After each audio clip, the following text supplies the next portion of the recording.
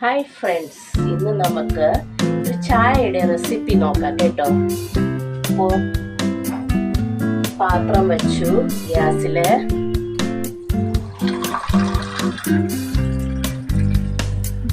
ഇത് രണ്ടുപേർക്കുണ്ടാകുന്ന ചായയാണ് കേട്ടോ. അത് കാരണം ഇതിൽ ഒരു ഗ്ലാസ് വെള്ളം ഒഴിച്ചു. പിന്നെ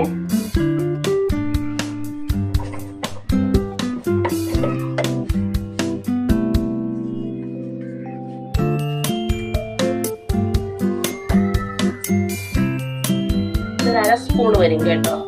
അര സ്പൂണ് തേയിലപ്പൊടി ഇട്ടു. നിങ്ങൾക്ക് വേണമെങ്കിൽ കൂടുതൽ കടുപ്പം വേണമെന്നവർക്ക് കൂടുതൽ ഇടാം കേട്ടോ. ഇത് അര സ്പൂണേ വരുള്ളൂ. അര സ്പൂണ് തേയിലപ്പൊടി ഇട്ടു.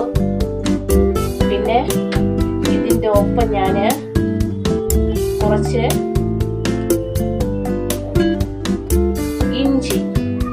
ഇഞ്ചിയും കൂടെ ഇതിന്റെ ഒപ്പം കിടന്ന് നല്ല രീതിയിലാവട്ടെ. ഇഞ്ചി നമ്മുടെ ദഹന പ്രക്രിയക്കൊക്കെ ഒരുപാട് നല്ലതാണ് കേട്ടോ. ഇഞ്ചി ചായ കുടിക്കുന്നത്, ഇഞ്ചി ചതച്ചിട്ടുള്ള ചായ കുടിക്കുന്നത് നമ്മുടെ ശരീരത്തിന് ഒരുപാട് നല്ലതാണ്. അതുകൊണ്ട് ഇഞ്ചിയും കൂടെ ഇട്ടു. ഇനി ഇതൊന്ന് തിളക്കട്ടെ.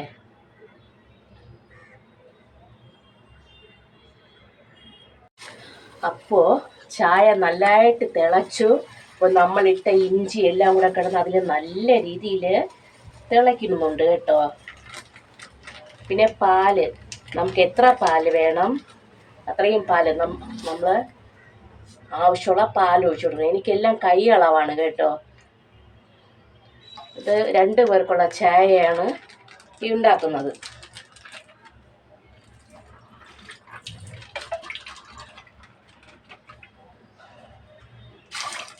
തേയിലപ്പൊടിയൊക്കെ തിളയ്ക്കാൻ ഒരു 2 മിനിറ്റ് എടുത്തു.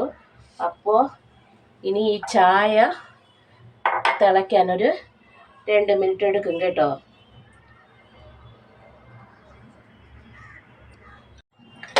അപ്പോൾ ചായ തിളച്ചു തുടങ്ങി. നമ്മൾ സ്പൂണിട്ട് നല്ലതായിട്ടൊന്ന് ഇളക്കി കൊടുക്കണമെന്ന് പറഞ്ഞാൽ നമ്മൾ ഇഞ്ചി ഇട്ടിട്ടുണ്ട്. അപ്പോൾ അതെല്ലാം നമുക്ക് ഈ ചായയിൽ നല്ലതായിട്ട് ആവണം കേട്ടോ. എപ്പോഴും ഗ്യാസ് നോക്കിക്കൊള്ളണം.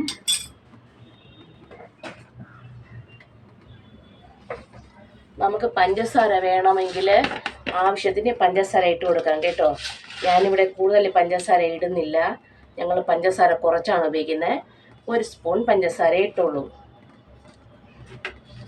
1 സ്പൂൺ പഞ്ചസാര ഇട്ടു. 1 മിനിറ്റ് നല്ലതായിട്ട് ഗ്യാസ് പൊക്കിയും സ്ലോ ചെയ്തും കൂട്ടിയും സ്ലോ ചെയ്തൊക്കെ നന്നായിട്ട് ഇങ്ങനെ ഒന്ന് പൊക്കി കൊടുക്കണം കേട്ടോ. അപ്പോൾ ഇത് നല്ലതായിട്ട് ഇതെല്ലാം കൂടെ പിടിക്കും. ഇതിൽ അത്രൻ്റെ എല്ലാം ഇഞ്ചിയുടെ എല്ലാ അംശങ്ങളും ഇതിൽ പിടിക്കും. ഇത് നമുക്ക് നല്ല ശരീരത്തിന് ഏറ്റവും ഗുണമുള്ള ചായയാണ് കേട്ടോ. ഇത് എരിവൊന്നും കാണൂല, അങ്ങനെയൊന്നും ആരും പേടിക്കണ്ട. ഇത് നല്ലതായിട്ട് നമ്മുടെ ദഹന പ്രക്രിയയൊക്കെ നന്നായിട്ട് നടത്തും. അപ്പോൾ നമ്മുടെ ചായ റെഡി.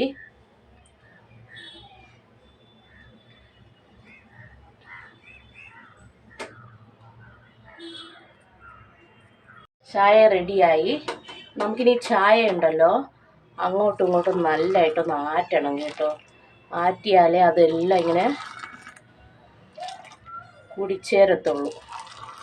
ഒരു 4-5 പ്രാവശ്യം ചൂടാണ്, സൂക്ഷിച്ച് ചെയ്യണം.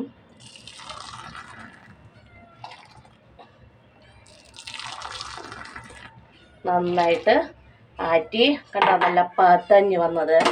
നല്ല പതഞ്ഞ് വന്നെങ്കിലേ നല്ല സ്വാദുള്ളൂ.